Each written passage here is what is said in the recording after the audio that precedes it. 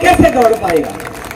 उसको घोड़ा पैदा करना चाहिए था, संस्कार वो देने चाहिए थे। इस भारत की अस्मिता के साथ किन लोगों का लगाव है? राहुल जी, चाइना के साथ तुम्हारी क्या गुफ्तगू होती रहती है? अभी कह रहे भारतीय जनता पार्टी एनडीए की सरकार ने लोगों की सीआईडी करने के बाद कॉल टैपिंग के मामले चला रखे हैं, उसकी जांच होनी चाहिए, इंक्वायरी होनी चाहिए। कौन मना कर रहा है? प्रधानमंत्री जी ने कहा चर्चा करिए, आइए बैठिए, क्योंकि चर्चा करने के लिए दिमाग लगाना पड़ता है, मेहनत करनी पड़ती है, विषय की कमियां ढूंढनी पड़ती है, और शोर मचाने के लिए तो कुछ नहीं करना पड़ता है। वैले में आइए, शोर मचाइए और लोगों को गुमराह करने का प्रयास कीजिए। इसलिए आपका आशीर्वाद मोदी जी के लिए इसलिए जरूरी है।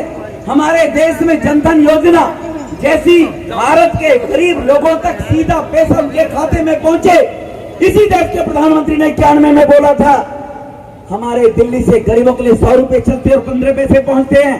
प्रधानमंत्री जी ने कहा सबसे पहले गरीब का बैंक में खाता होना चाहिए, उसके पास पैसा हो ना हो।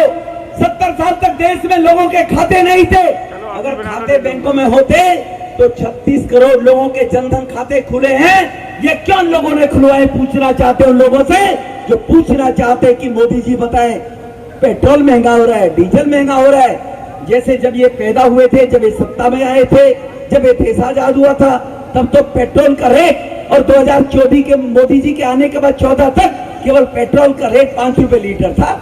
अरे जब ये सरकार में आए 14 में मोदी साहब, पेट्रोल की कीमत 80 रुपए लीटर हुआ करती थी, और 2004 में जब अटल जी ने सरकार छोड़ी तब पेट्रोल की कीमत थी केवल 32 रुपए लीटर, और 2014 में जब मोदी जी ने संभाली 32-36 रुपए से डीजल पेट्रोल की कीमत बढ़कर 82 हो गई थी, जिसको मोदी साहब 15-16 में डाउन करके लेकर आए थे। आपने दुनिया से बॉन्ड खरीद कर कर्जा लेकर पेट्रोल लेते रहे, उस तुम्हारे 10 साल के कर्जे को कौन निपटाएगा? जो पेट्रोलियम कंपनियों ने विदेशों में बॉन्ड लेकर और क्रूड ऑयल खरीदा था, 10 साल के दौरान में उसका पैसा जमा नहीं कराया, इंटरनेशनल लेवल पर पेट्रोल मिलेगा नहीं। वो 10 साल का कर्जा तुमने किया था, जिसके कारण से वो कर्ज चुकाना पड़ रहा है मोदी जी को, जो तुमने बॉन्ड खरीद कर दुनिया से और पेट्रोल खरीद कर और लोगों को कर्जवान बनाया, भारतवासियों को। इसलिए 37,000 करोड़ लोगों के जनधन खाते खुले। इसलिए मोदी जी को आशीर्वाद चाहिए। पीएम सुरक्षा बीमा में 17 करोड़ 16 करोड़ लोगों को पीएम प्रधानमंत्री बीमा हुआ, इसलिए प्रधानमंत्री मोदी जी को आशीर्वाद चाहिए। 29 करोड़ नौजवानों को मुद्रा बैंक के माध्यम से लोन दिया गया, इसलिए मोदी जी को आशीर्वाद चाहिए। पत्रकार बंधुओं को बता देना चाहता हूं, स्वच्छ भारत मिशन के अंदर 11 करोड़ परिवारों में टॉयलेट घरों में बना देना। घरों में टॉयलेट नहीं थे, गांवों के अंदर माता बहनें अपमानित हुआ करती थी, उन घरों में हर घर में 10 करोड़ टॉयलेट बना देना। 20,000 गांव में बिजली की व्यवस्था नहीं थी, 1,000 दिन में 3 साल में हर गांव में बिजली पहुंचाने का काम किया। इसलिए आशीर्वाद चाहिए प्रधानमंत्री जी को आपका। भाइयों बहनों, किसान सम्मान निधि के माध्यम से छोटे किसान जिनकी आबादी देश के अंदर 82% है, छोटा किसान जोत छोटी हो गई है, उसके पास 2 एकड़ 1.5 एकड़ 2.5 एकड़ जमीन रह गई है, उस 2.5 एकड़ जमीन के अंदर कहां से वो ट्रैक्टर खरीदेगा? कर्जा लेकर फसल बोता है, बाढ़ आ जाती है, फसल डूब जाती है, बेटी की शादी करनी है, कर्जबार हो गया, आत्महत्या किसान किया करता था। क्या 4 वर्ष में महाराष्ट्र से लेकर आंध्रा से लेकर केरल से लेकर कई किसानों ने कोई आत्महत्या की जब से मोदी जी आए? क्योंकि अगर बाढ़ आ गई तो किसान सम्मान निधि के रूप में 11.5 करोड़ किसानों को, हमारे देश में केवल 32 करोड़ परिवार रहते हैं, और 11 करोड़ गरीब गांव के किसान को सम्मान निधि के माध्यम से 1.25 लाख करोड़ रुपया उनके खाते में डालने का काम किया। 5% बड़े किसान मंडियों के बिचौलिए वो तिल मिला रहे हैं, राजनीतिक रोटियां सेक रहे हैं। मोदी जी ने कहा है 70 वर्ष हो गए हैं, जिनका हक और अधिकार नहीं मिला उनको दिया जाएगा, किसी धनाढ़े सेठ के दबाव में नहीं आया जाएगा। इसलिए आपका आशीर्वाद चाहिए मोदी जी को। यह प्राप्त करने के लिए आपके बीच में हरदीप पुरी जी आए हैं। हमारे लोकसभा के अंदर ऐतिहासिक विकास के कार्य 20,000 करोड़ की लागत से कन्वेंशन सेंटर, जहां पर हमारे क्षेत्र के 5 लाख लोगों को 2 साल के बाद रोजगार मिलेगा, वर्ल्ड क्लास 20,000 करोड़ की लागत से 25 सेक्टर में बन रहा है वो हरदीप पुरी जी यूडी मिनिस्टर के नाते बन रहा है, मोदी जी ने बनवाया। इसीलिए आशीर्वाद चाहिए अपने बच्चों को रोजगार देने के लिए हम सबको, मोदी जी को इसलिए आशीर्वाद चाहिए। बसंतकुंज से लेकर महिपालपुर के अंडर ब्रिज 225 करोड़ रुपए का पहले पैसा कहां जाता था? लोगों की जेबों में जाता था। मोदी जी के आने के बाद देश के विकास में लग रहा है। यहाँ पर नेशनल हाईवे के रूप में बॉम्बे हाईवे का निर्माण किया जा रहा है। मैंने बदरपुर में बताया तो कहने लगे हरदीप पुरी जी रात को रुक क्यों नहीं सकते? मैंने कहा किसी ने काम धंधा भी करना है, वो सुबह बंबई घूमने के लिए शनिवार की शाम को निकलेगा, अगले दिन सुबह 12 घंटे में बंबई, इतवार को बंबई में अपने यार दोस्तों के साथ राउंड करिए और वहां से 6 बजे चलकर सोमवार को काम धंधे पर चला जाइए। 12 घंटे में बंबई पहुंचने के लिए हाईवे बनाए जा रहे हैं। मोदी है तो मुमकिन है, इसीलिए आशीर्वाद चाहिए मोदी जी का भाइयों बहनों। इसीलिए आप सबका जन जन का आशीर्वाद लेने के लिए मोदी जी को आशीर्वाद मिलेगा तो और जो अधूरे काम है इस देश के अंदर, उज्ज्वला योजना के तहत 8 करोड़ लोगों को गैस कनेक्शन देने का काम किया। 1 करोड़ लोग जो सामान्य परिवार के लोग हैं उनके लिए योजना बना दी। पहले SC/ST लोगों को वो जो उज्ज्वला योजना में कनेक्शन दिए गए थे। अभी ये दिल्ली का एक फ्रॉड मुख्यमंत्री, झूठा मुख्यमंत्री, बच्चों की कसम खाई थी, सबको रोजगार देने की बात कही थी, 25-20 कॉलेज बनाने की बात कही थी, कहाँ है 20 कॉलेज? 6 साल हो गए। 500 स्कूल बनाने की बात कही, कहाँ है 500 स्कूल? सिंगापुर लंदन जैसी राजधानी बना रहे थे, बरसात में देख लिया। कोरोना में लोगों को बगैर बेड के, बगैर ऑक्सीजन के मरते हुए देखा।